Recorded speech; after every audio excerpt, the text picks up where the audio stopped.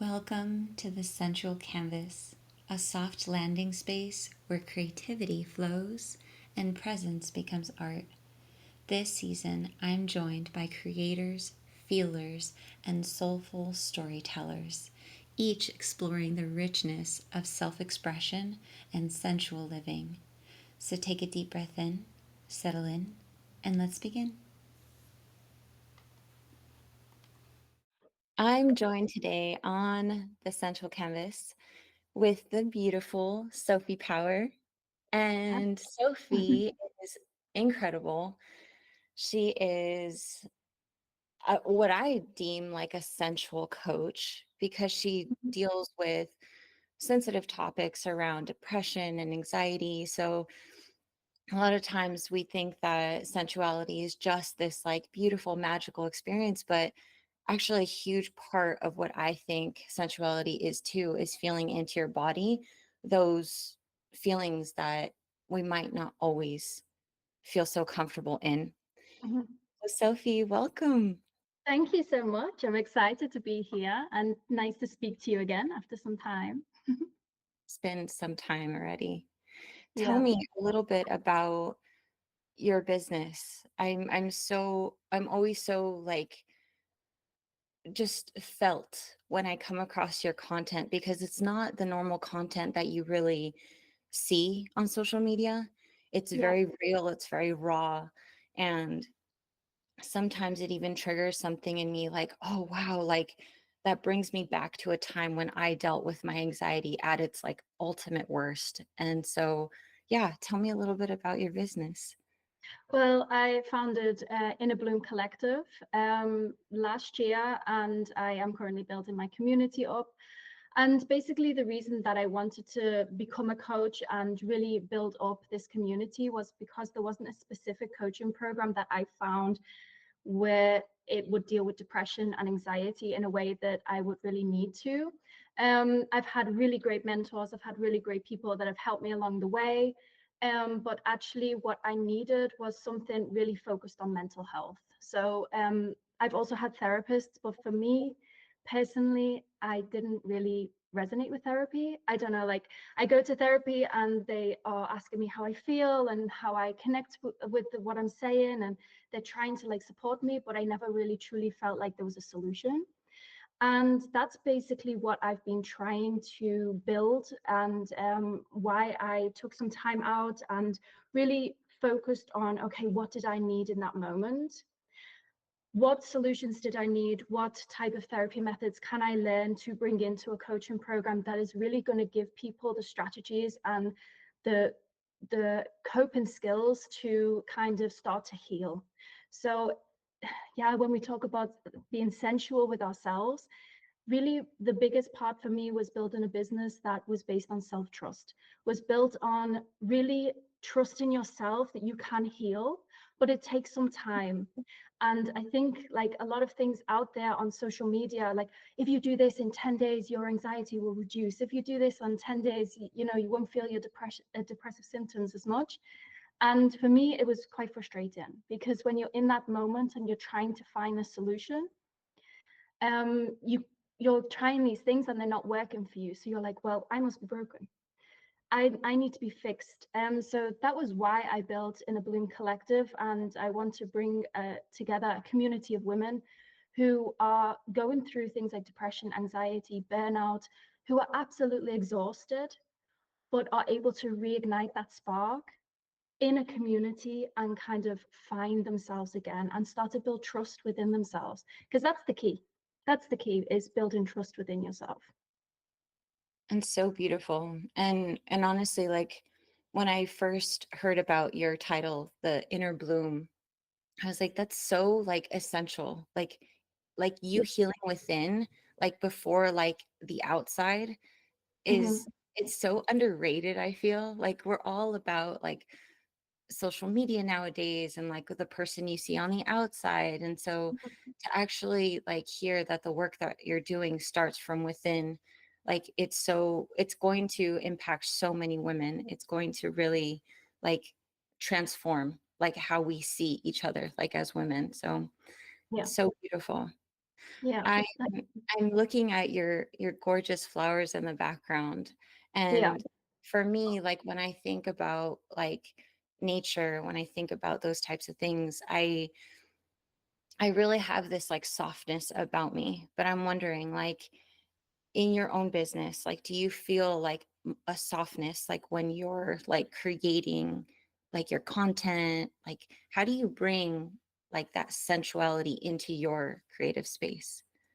It's been really challenging. I'm not gonna lie. Like, if you ever look at my Instagram, you're gonna know that I just tell like how it is. Um, it's been difficult because you know when we talk about putting your business out there and like making sure that you're putting all of the right words out there, there's this marketing strategy that you need to use and the SEO words and all of this. That has been very difficult for me because if I'm just left to my own creativity, things may look a little bit different. And it has taken a brilliant coach now to bring me back to my own creativity because like a marketing coach, because it's just taken so much time. And I've always been like so confused with the whole social media thing. It's very difficult for some people, and some people just take to it like a fish to water. So for me, like building my business online, obviously you have to have social media, you have to put yourself out there. And to be honest, it's been very, very difficult to have my creativity kind of run free. So it is still something I'm working on, which is why I have a coach to help me to do that. Because for me at first it was like, oh, I have to do it this way in order to get through to people, in order for them to come to me and I can heal. But actually, social media, be authentic, sometimes it doesn't work when you're really truly authentic. So it kind of created like failure within me, like a feeling of failure. And in the last few months, I've had to reconnect with myself in order to be like more creative. And for the last few weeks, I've actually felt more at ease being more creative with myself. Um, Aside from social media, on the back end of the business, the creativity for me is not even like an issue at all. It just flows completely. To get into the creativity, I really connected with my emotions. I connect what I'm doing, I've lived it. I've lived that moment. So if I go back and read all of my journals from the years that have gone by, then and read my words and read what I've written about myself, like the amount of letters I've written to my inner child, for example, and all of these things come up. That's all of my creativity over the years. And I've just allowed that to come into the program. So that is how I let the creativity run through me in the back end of the business when I create the program, the things that I can give out for free, or I've just created a self-trust journal. So all of these things, that side of the creativity is extremely easy for me to do because it's connected with emotion. It's connected with something for me that I've lived, I've experienced, it's hurt me, and I've healed it. And I think that's where my creativity comes from, completely through emotion. Mm, well, that's powerful stuff. And honestly, like, when I think about my own, like, self-trust journey, it's been a process. And I think that's also so wonderful about, like, what you, like, embody, like, as a business coach, is that you're saying to, individuals, come with all that, like, come Mm, with the imperfect. And it's not meant to be perfect. It's meant mm, to be your own unique journey and simplified. Like, I love that about, like, what you're embodying. For me, like, that self-trust, like, I didn't even realize that, like, I was struggling with that, like, when I mm. first started my own, like, self-development journey. And then once it becomes like, wow, like, this awareness comes forth, you're like, okay, this is, like, really important. Like, if Yeah, I can trust someone else but I can't trust myself, then how does that make any sense? So yeah. that's incredible. And I love the journals, like the journal prompts that you're Mm, talking about. Like, that sounds like so much fun. yeah. um I mean, looking back over time, it's very humbling to what you've been through and how you've come out the other side. Sometimes you sit there and you're like, oh, I'm still not where I want to be. But if you kind of look back and you start to praise yourself and be like, oh my God, look at what I wrote there. Like I was so unhappy at that moment. I was so um in a phase of not believing in myself. And now I'm sat every day at a table trying to launch a business that is something from my heart, you know? So I think that sometimes, like, never throw your journals away, just keep them because you always need to go back and read it when you're having a bad day so that you know how far you've come, you know? Yeah. I think it was like a year ago, I looked back on just from like a year ago, that former year, all the journals that I had like gone through. And I don't think I've ever gone through that many journals like in my life ever. Mm. And I had like huge stacks upon stacks. And I'm like, oh my gosh, like it's just wild to like flip through these pages and see like you're saying, like the things that you say to yourself or the feelings that are coming through. And Mm. I've never really viewed them as like a form of my collective creativity, but that's exactly like what it is. You're so spot on Yeah. with that. Like I love it. I'll Yeah. have to go through some old journals again and see what's been going on. It's been a while. Yeah. No, it really does spark creativity, especially when, you know, creating something to help other people who've done the same, who are going through the same thing. So it Yeah, really was a big part of my creative process. definitely. So I know this isn't like the easiest topic, but depression and anxiety. Mhm. There are these like looming words, and we hear them a lot, like in our society. They're kind of like even just thrown around like nonchalant, I feel. But I'm wondering, like, for you, like, what have these words like meant to you? That's a really good question. I think for every single person, it means something a little bit differently. Um, for me, anxiety meant trapped. It meant that I was trapped. With my anxiety, I got agoraphobia. Didn't leave the house. And when I was really younger, 16, when I first was diagnosed, my mom had to take me out and really walk with me so that I got out the house. Um, and depression for me is loneliness. It's loneliness because you're sat there absolutely exhausted because you're trying to figure out how to fix it all. You maybe put on a mask in front of other people, but then when you're on your own, you have demons kind of all around you saying all of these things to you, and you just feel completely lonely because nobody understands. The first thing somebody asks if you say, you know, oh, I have depression right now, like I'm going through a phase of depression. Oh, why? What happened? I don't know. Something happened. So it's like somebody always kind of wants an answer. So for me, depression was extremely lonely. And I have a very supportive system. You know, my mom is very in tune with mental health. Like she's also dealt with it. So she has been very, very good with me in order to deal with my mental health. I have a really supportive husband. Um, I have a stepfather, a father, they're both supportive.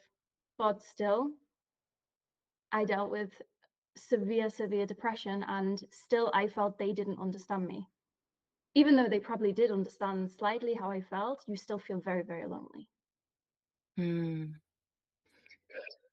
Do you feel like a lot of these women that come to you with these types of things, like, do you feel like you're able to give them like the guidance that they're searching for their own like personal journeys, like when they're dealing with depression?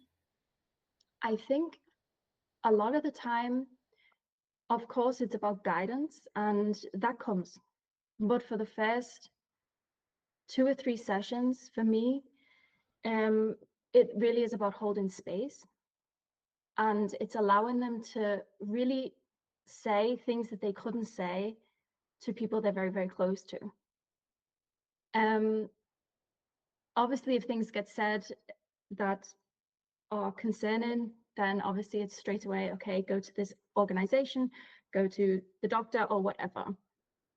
But sometimes we have thoughts that people who haven't experienced depression just would never understand. And it is very important for me to hold a lot of space. So the first like 3 sessions, because my program is one-on-one, it's not group. And it's the reason for one-on-one. Because the first 3 sessions are not 60 minutes, they're 90 minutes. Because of that, they need to let it out. They need to say everything that they want to say. And I need to make as many notes as possible so that I know which way to guide that person. Like I said, everyone's journey is different. That's why my program is completely individual. I have my modules, I have things that I go by, and I have kind of like a way to do it. But the reason I decided to do that is because every single person is different and everyone's journey is different, everyone's experience is different. So it was very important for me to, before I guide, I have to hold space. Hmm. It's very, very important. You know, it takes me back to like when I first met you and had the opportunity to work with you. And I can already tell you from experience that I know what it's like to be held like from you. Like holding that space, like you're so attuned to that. Like it's so just like natural for you. And so many of the women that have worked with you who have like talked to me about you, they tell me this warmth energy, this like she's so like a hug. Like you just want to like tell Yes. her, like you just want to tell her like what's going on and like not hold back. And Mhm. so I just got like a little flashback to like, you know, you holding space for me in that way. So I just yes, yes, and yes. Like holding space is so huge. Like, and you mentioned earlier that you have a coach. Mhm. What do you say to people who like comment on like, wait, you're a coach with a coach? Like, what do you say to that? I mean, I'm a holistic mental health coach. Yeah, I'm an expert in fitness. I'm an expert in vegan nutrition. I'm an expert in psychology. I do acceptance and commitment therapy. So I'm an expert in those areas. I'm not an expert in business. So who am I to tell you what marketing and sales is, or branding or anything like that? So you have to have people who are a part of your team, or you're a part of their team. It's I also asked one of my amazing friends to do, she's a website designer, and she's designing my website, because how can I do that? Like, I've tried. Yeah, I've tried. I've been on Wix, I've clicked all the buttons.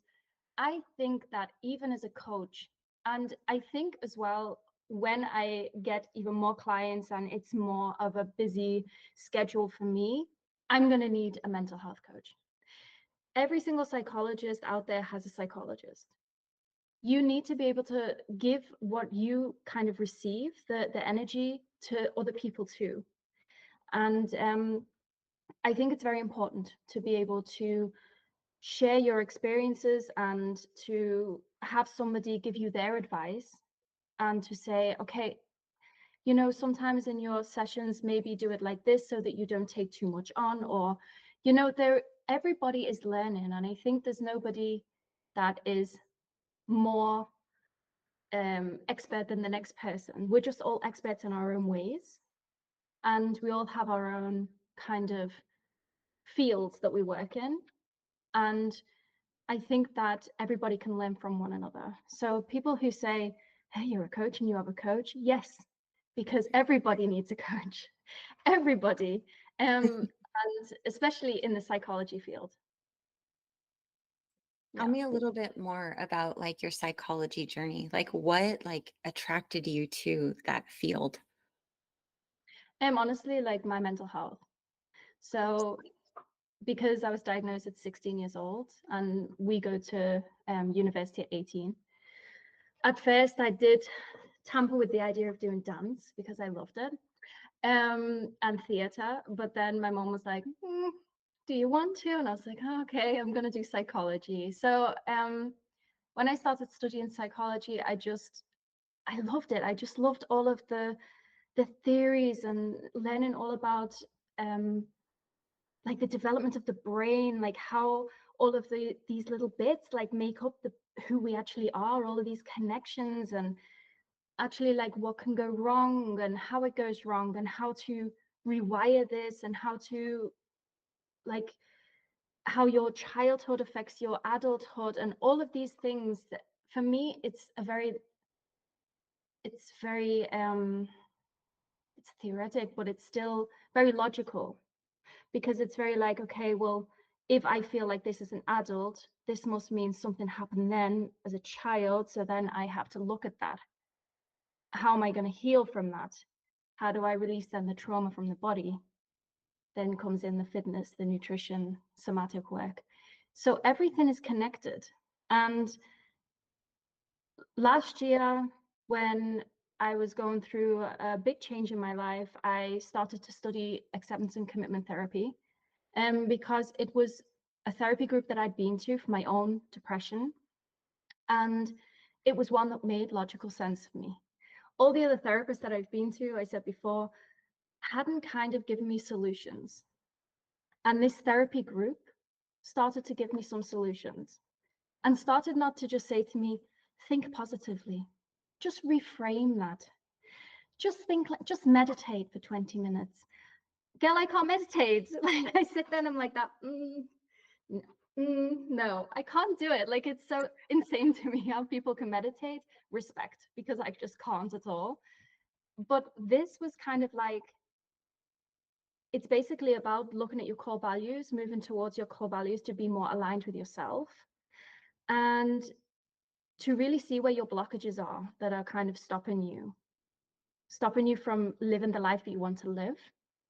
And it's actually okay to have a backpack with all of those blockages in, but you can still move towards the life you want to live. You can take them with you for a little bit. That's okay. And it was very gentle.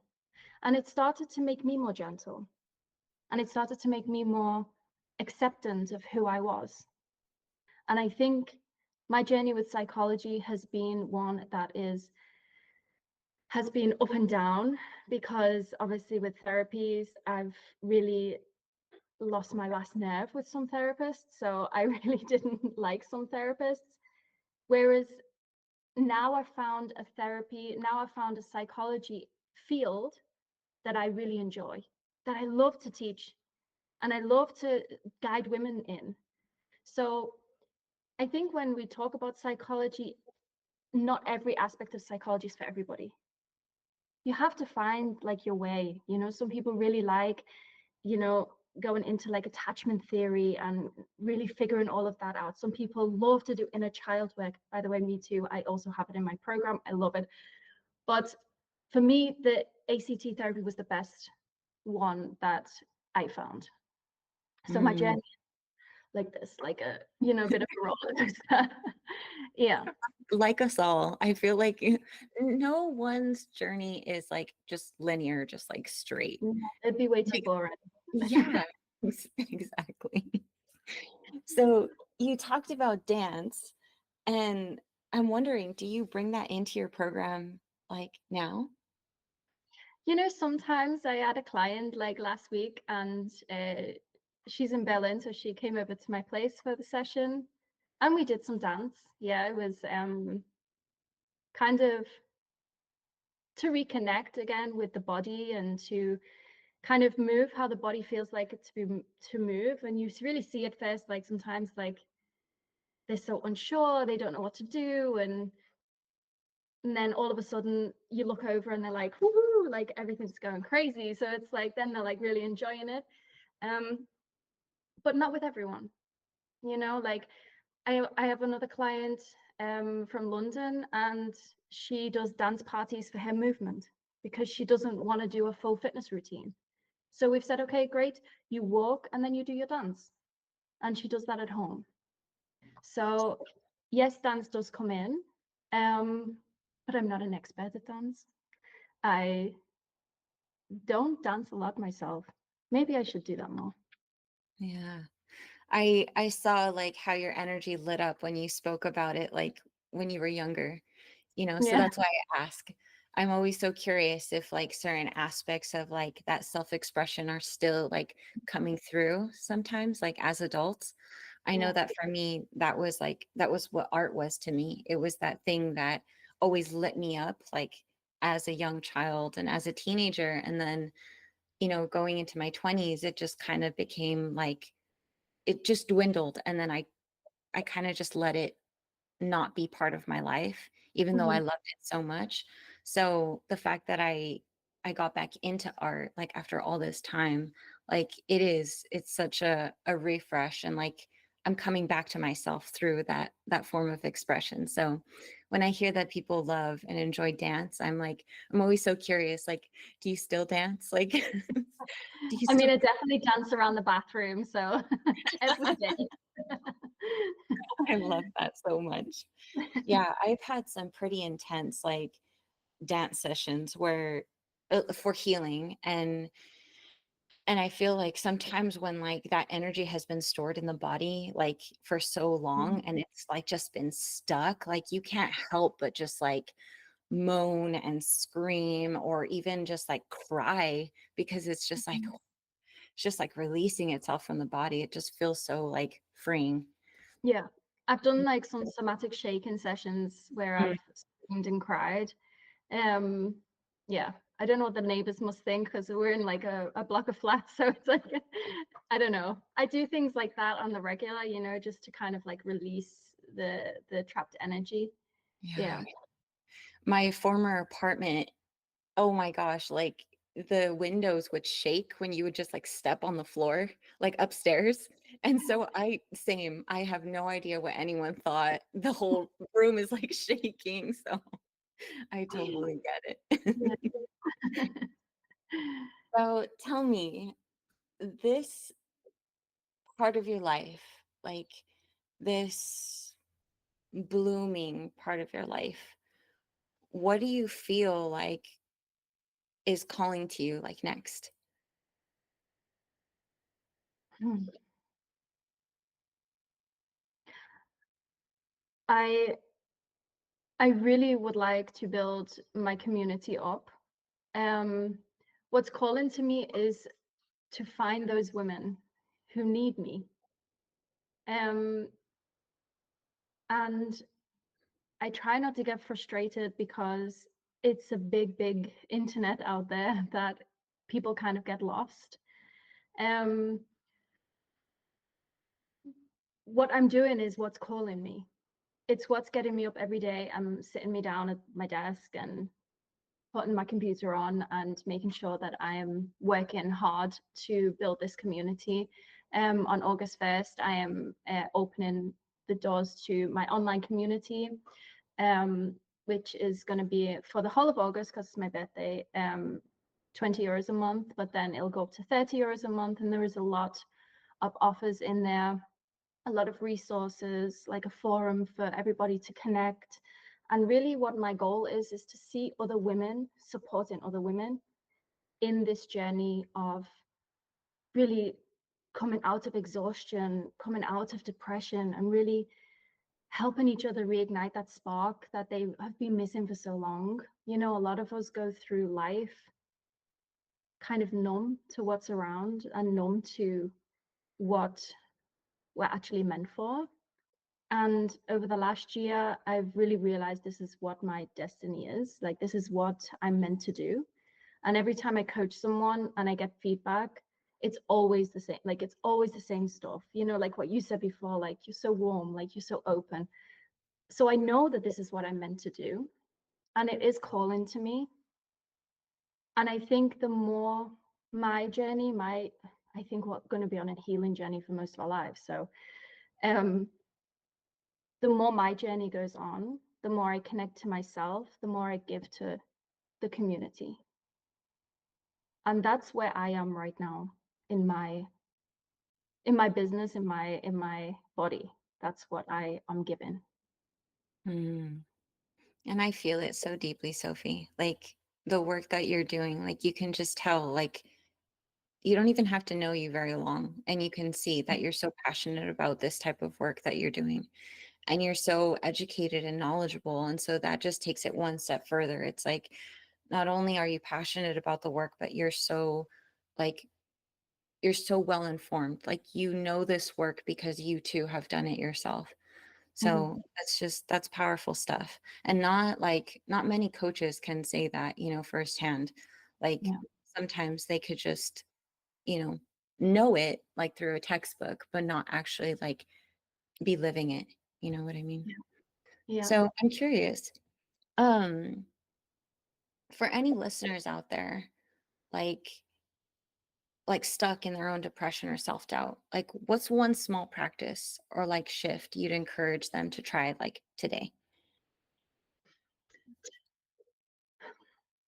One practice that I would like to share, and I also shared this with my husband this morning because uh, he's also in one of those moments right now where he's between, oh, what do I do with my life? Like, what's my purpose, you know?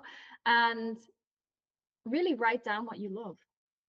Mm, Don't think about career. Don't think about what you have to do. What do you want to do? We forget so much that, we get stuck in these 9 to 5s, we get burnout, then we go off sick for 2 weeks and think that that's going to help it, but it's not, because burnout can last up to 3 years. So it's like, all of these things. And we forget to do what we actually want to do. mhm, And I was a kindergarten teacher for so long, and watching kids just do what they want to do, they're so joyful, they're so happy, and we lose that part of ourselves by taking on all of our responsibility. So one first thing that I would say is write down 3 things that you want in your life, that you really want. And then a big thing that I would avoid is SMART goals. And the reason being is because it is a lot of pressure for somebody who's depressed or has anxiety. So I would move away from things like SMART goals, because it does put like a time limit on things, and you might not get there in that time because you need to be more gentle. So I guess that's another thing that you need to avoid doing, is the pressure. Because I know that if you are listening and you are going through depression, or you're exhausted, you're in burnout, you're sitting on the sofa, you're seeing yourself in your head doing the dishes, the washing, you're putting all these things away, then you're going to the park with your kids, and then you're doing this, and then you're doing that, and 2 hours later, you're still on the sofa doom scrolling on your phone because you cannot move. And I'm telling you, it's normal. Every single person that I've spoken to, coached, they've all felt that way. They've all done the same. Reach out and get help, because there are people that understand. And there are people like me who will give you space to say what you need to say. Don't hold it in, let it yeah, out. yeah, absolutely. It takes me back to a time where like I was in that mindset. I was in that state of like doom scrolling, and just you you feel like that is your life. Like that is all there is. Mhm.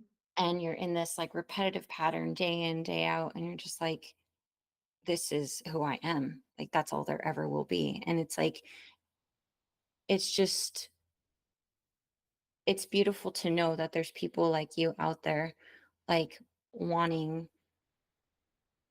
to connect deeper, wanting to expand, Mhm. their community and their outreach, and just giving this like knowledge like to all these different people so that they're not stuck in that pattern, so that they can like live a life beyond like their dreams. So Yeah. And it's I never too late. It's never too late. I have a client, she is 51, about to be 52. And she said to me, one of the first sessions, she said, I think this is my forever. This is how I'm going to be forever. Like I'm not meant to be happy. I'm not meant to do. And she was like, she used to go to work and put a mask on in work and be the happy person, dancing around for everybody, and come home and cry. And that is a lot of us. And within 4 weeks, she's like a new person. She's going to the cinema on her own. She's, you know, trying all these new foods because she didn't really want to, she was scared of eating certain foods, and she's tried all these new foods and her palate's completely different. And she got a walking pad for at home for when it rains outside, and then she's going walking, and she was walking home from school where she works and giving chocolates out to people on the way home to bring them joy. And I just thought, oh my god, this is a completely new person. And I started to cry when she was like texting me all this. I was like crying my eyes out because I thought, 4 or 5 weeks ago, you said to me, this is what I'm destined for. This is reality for me. Mm. But it's not. As you were like describing that to me, I could like I could equate it to like me mixing colors on my palette. Like when I mix paints, like that feeling of like creating all this like diverse color, it's like her having all these different like experiences in her life and just like realizing it's not just black and white. Like it's just like, ooh, big and expansive. I love that so much. Yeah. Yeah. Dang, Sophie, you're doing incredible work. So, sensuality.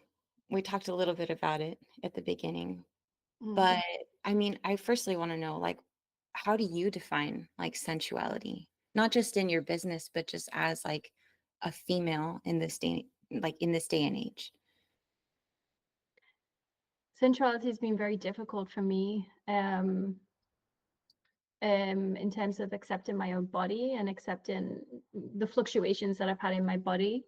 Um, I told you at the beginning before we started to record that I had a miscarriage in 2023. And I'd done so much work on my own body and body love and self-love and connecting with my body in a lot of different ways before that.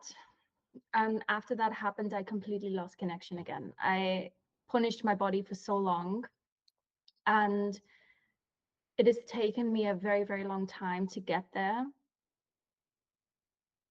But it's been able to, for me, sensuality is being able to look at my body and appreciate every inch of what it's brought me through. So even though I had a miscarriage, my body supported me during that time. And it did what it needed to do to keep me safe. Um, even with the trauma of it, my body still allowed me to do short stretches, bits of yoga to get me back to a fitness level that I was happy at. Um, being able to appreciate my body on a different level because I'm 12 kilos more now. It's not like I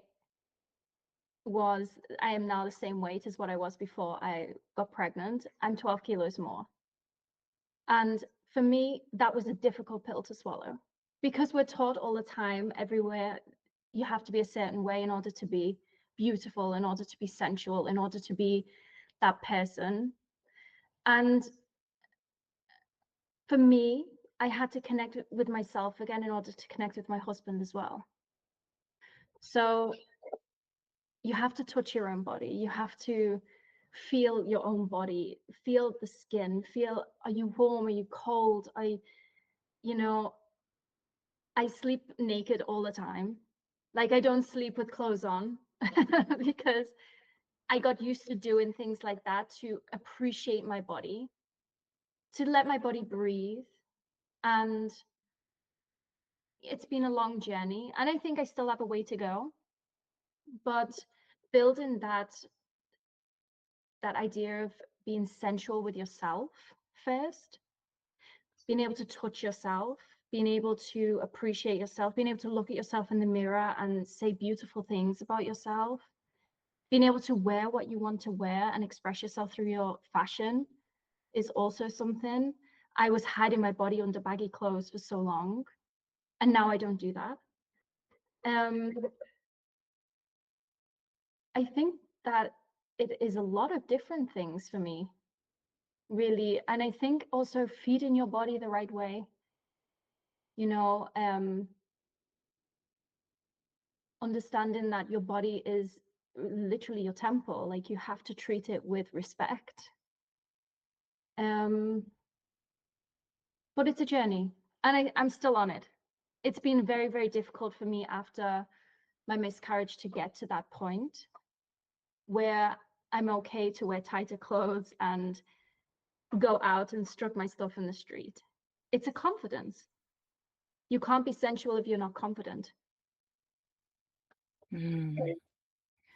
And your husband, how does he play like a role in your sensuality? Um, like we do a lot. How is it in English? I'm like thinking of the German words. Kraulstunde. It's like, I don't know, like touching hour, like where we like would lie on the couch with no clothes on and we're just watching TV or watching films, and we'll just like stroke each other on this on our skin and things like this. Or when one of us is cooking, the other one will come up and hug from behind. And I'm a very touchy person. Like my love language is touch. So I need that. I need that connection. Um, and I lost that for the whole of last year. So that was very difficult for me. But now coming back into it, that is probably the main thing we do, massages and things like this. But also the way he talks about my body. I've never had a man talk about my body the way he does. You know, like, oh, that's you're so beautiful, you know, like, and I have like a big tattoo like from my ribs right down my leg. And like for him just to like go along the tattoo is like really nice for me because it just feels like he's appreciating like my creativity, my body, like the shapes. So yeah, like that is the main thing that we would do Mm. to connect. That's so beautiful. And it reminds me of my own experience with like my partner too. It's like that that touch is so essential for me as well. And Mhm. I've been in relationships before where that touch is just not important to the other person. And I'm like, Mm. this is like essential for me. Like I need someone, not even just with sex, but just like hold my hand, like when we're out and about, like I need that so deeply. And so I'm really grateful that I have a partner too that is like loves like touch and loves to be touched and loves to cuddle and play and just, experiment Yeah, with that like energy, yeah, that very sacred energy. So yeah. how fun is that though? I I love really, it really strange when he said hold your hand. Like we don't hold hands outside that often. Um, and I don't know why. Like he'll sometimes put his arm around me, but actually we don't really hold hands outside. But on when we're at night, like chilling out on the sofa, like he'll hold my foot, which is very strange, but it makes me feel safe. It's like one of my weirdo things. that. If he holds my foot, then I'm like, okay, I'm safe. It's just very Oh strange. my gosh. That is Yeah. so fun though. I love that so much. Hey, and for someone out there, they're like, "Hey, me too." Like I thought I was the weirdo. Well, No. you're not. I am also that weirdo. I love it. Oh my goodness. Oh, what do you wish like more coaches would talk about like when it comes to like mental health, healing, and like the very real like ups and downs of this work? Hmm.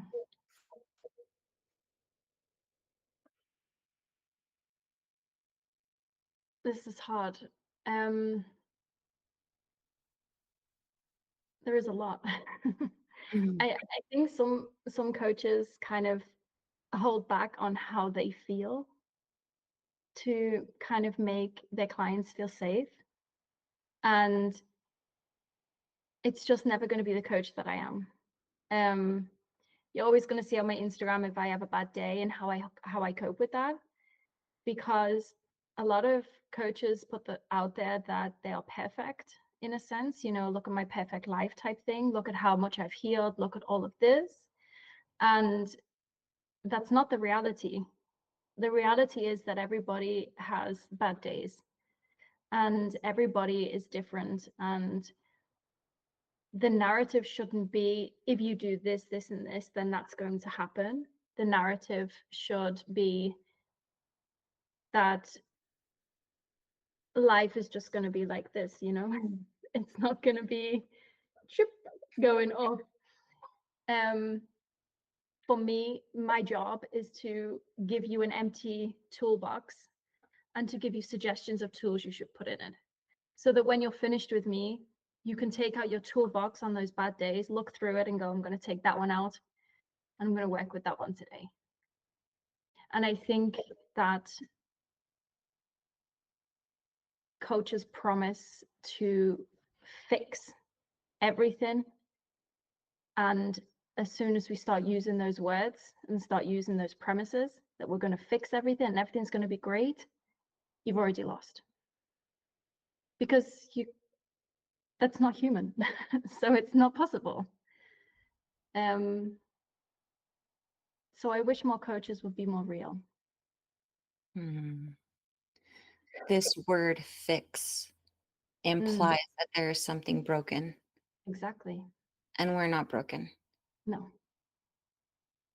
It's it's something so small, and yet we see it so frequently, right? It's Mm, like you're broken, and you see yeah. it left and right. It's like, how, let me be the one to fix you. And Yeah. so I'm thinking about that, like, as I go through like social media, like nowadays, it's like it is true. And same with like even like on TV, sometimes you see it too, Mm, like these quick fixes, like here's this drug, here's this pill, like let's fix this, let's fix this. It's like it's not getting down to like what actually is going on within, right? That thing I that mean, wants to. yeah. I've been offered antidepressants for 20 years and Mm, I've never taken one. And it's not because I don't agree with them. There are some people that need antidepressants because they're so low that actually they need something to help them out of that completely stuck dark place. And that's fine. That's great. But antidepressants are actually not there to be used for a lifetime. right. So we should be using them as something to help in the short term and then start weaning off them and finding other coping strategies. Unless you have a long-term chronic situation where you are needing to be on antidepressants for the rest of your life, you should speak to your doctor about it, because I have chronic depression. Chronic depression is something that depression that actually lasts longer than 2 weeks. That is what is chronic depression. And every person that I know that have had depression has had it longer than 2 weeks. We need to understand that even though the medical industry is extremely talented, extremely insightful, and we know a lot, the medical industry also hasn't been using women in their studies for many, many, many, many years. So they also don't know a lot of effects on women, on fertility. The depression I got after my miscarriage, I was prescribed an antidepressant by my doctor here in Germany that actually reduces the libido of a person and has difficulties with fertility. That was prescribed to me after having a miscarriage. So the idea of antidepressants is a good idea in theory, but people then get kind of addicted to it and they stay on it because they feel good. And I'm not against antidepressants. I'm not against anything that's going to make you feel good for a little bit so that you can get out of the hole that you feel like you're in. But there are other ways, for sure. And there are other ways that you need to implement while you are taking antidepressants, because if the antidepressants takes you out of this stuckness, then you're able to cook more. Then you're able to go to the gym, or you're able to walk outside, or go to a forest. You're able to do all of these things in France, Germany, not Germany, in France, Spain, and Italy, I think it is, in Greece. The doctors prescribe nature for depression. And it's such a different thing, you know? It's such a different way of thinking. And it's their first point of call, unless it's very, very severe, they would not prescribe an antidepressant. Mm. You've touched on nutrition, Mhm. and I know because I know you, like that you're very passionate about like your veganism and, you know, bringing that aspect into your own like, coaching. Mhm. And so I'm like thinking about it, and some people they don't get that nutrition is like so essential for like our healing. And so I'm just wondering, like, this like nutrition like aspect of like what you do, like why is it important? I mean, the first thing is that the gut is connected to the brain. So there is a deep gut brain connection. And when we're talking about depression, 90% of the serotonin is created in the gut. So if we're feeding the gut burgers, pizzas, all of this stuff every single day, you can eat those. Don't get me wrong, balanced diet. Go for the pizza if you want a pizza, fantastic, but not every day. Like we need to reduce certain things. And there is no like good and bad foods in my eyes. There are just foods that we should eat more of and foods that maybe we should eat less of. It's a less pressure, you know. But if we're going to feed our gut those types of things every single day, you're stopping the serotonin process. You're stopping that being produced. You're not feeding your gut what it needs to produce what your body needs. So, you know, and then you have things like you're gonna gain more weight. Obesity comes with heart disease, diabetes, all of these extra pressures, extra things on your mind, extra health issues you have to worry about day in and day out. Nutrition plays a huge role in, you know, things like memory, how we retain information. You know, walnuts look like brains because they're good for your brain. Was just gonna say that. It's insane. And I told that to my friends, got two little kids, and they came over to my place the other day and they found walnuts in the kitchen and they were like, Mom, can I have these walnuts? And I was just like, yeah, just have them, whatever. And I was like, do you know why they look like a brain? And they were like, no, why? I was like, because they're good for your brain. No, they're not. And they were like, treat it as like, no, they're not. No, they're not. Because they were like, oh, it's sweets for them, yeah, because they just like the taste of them. I was just like, yeah, it's so insane that they look like a brain and they're good for your brain, you know? And you and I both know, like, cycle syncing, it's a great way to connect with your body through food. Understanding that during your menstrual phase or during your luteal phase that you're supposed to eat fermented food. Fermented food is good for supporting your body during your period. Mm. It's all about what you put into your body. There's a reason that we look at nutrients. There's a reason that we look at proteins, that we look at fats, that we look at carbs. When is it good to eat more carbs? When is it good to eat maybe less carbs? It's very important. It's so cool, like how nature is, because that whole thing about like the walnut, right? Mhm. Like looking like the brain. I think it's so fascinating. I've seen these like charts that show like, oh, this fruit or vegetable is actually good for this organ. And it Mhm. almost looks like the organ. Like Yeah. it's like a heart and this fruit. You're like, that is wild. It's almost like nature's like telling us, hey, like if you're Yeah. craving this, it's probably for like some function of your body that needs it. Well, Exactly. all of it like is good. Like we need a diverse like thing. Yeah. But yeah, I just find that so fascinating. and fun too, because then like those kids are going to eventually realize, oh yeah, it is like really, really important, like for my brain to eat walnuts. So, and the omegas, of course. But Of course.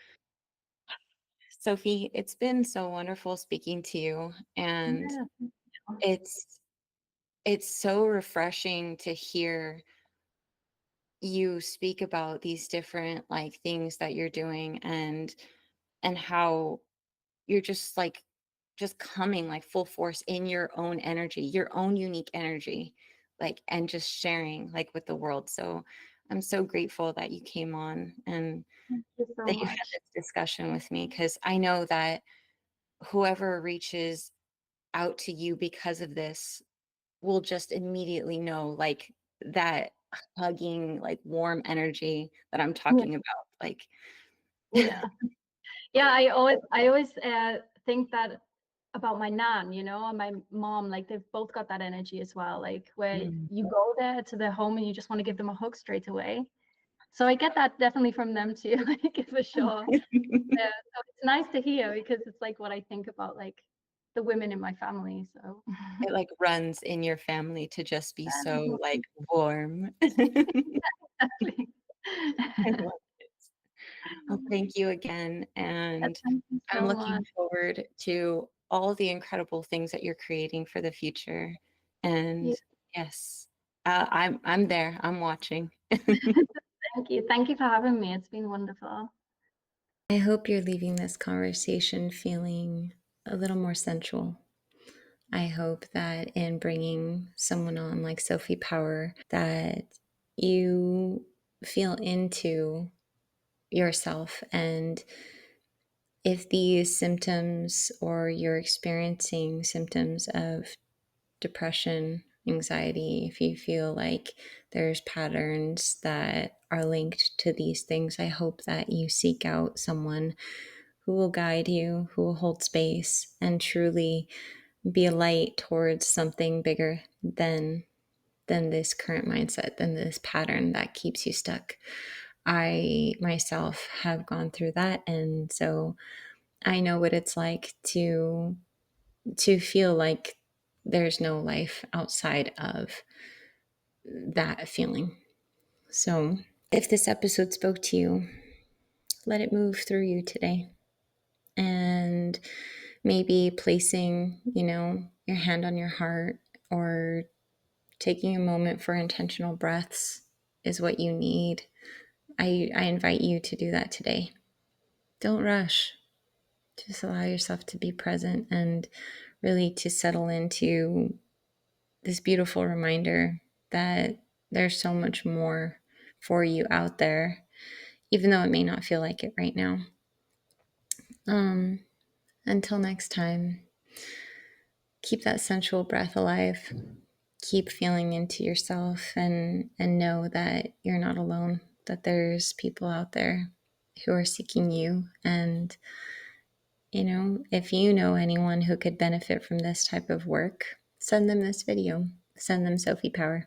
I'll see you again real soon.